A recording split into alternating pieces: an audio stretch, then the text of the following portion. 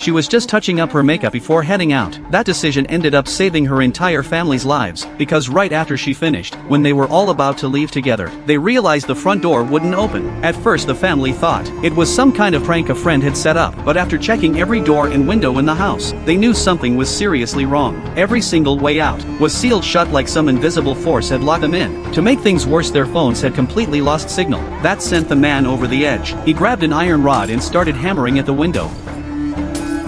But no matter how hard he swung, the window didn't budge. Even more unbelievable, the rainwater outside was sealing the cracks back up. Could it be that their entire home was being held by some mysterious force? Just as the family was losing all hope, they realized they weren't the only ones trapped. The neighbors across the street were in the exact same situation. With no other option, everyone put their hope in the neighbor woman who had gone out. They assumed help would come any minute, but after a long wait, no help came. Instead, something unknown was approaching.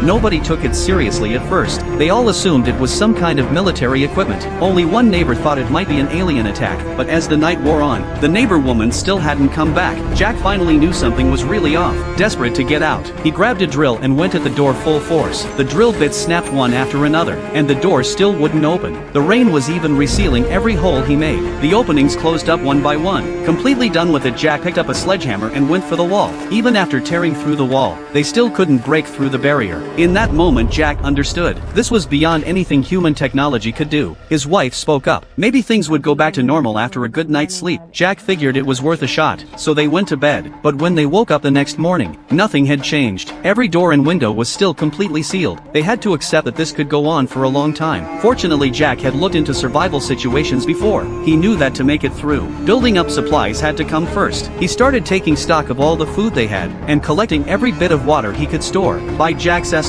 what they had on hand could last them a full month. But the neighbors across the street weren't so lucky. They were almost completely out of food. Jack wanted to help, but there was nothing he could do. Another 2 weeks went by, and the little girl noticed something strange. Every time it rained outside, a dark shadow appeared at the window. The strange part was, it seemed like only she could see it. As time kept passing, the neighbors finally broke down from starvation, and one of them even hurt a family member. That same night, a heavy rain poured down outside again. A figure suddenly appeared at the door. It was the neighbor woman who had been missing for days, but her state was completely off. She kept screaming that there were creatures outside. As Jack's family froze in terror, something even more frightening happened.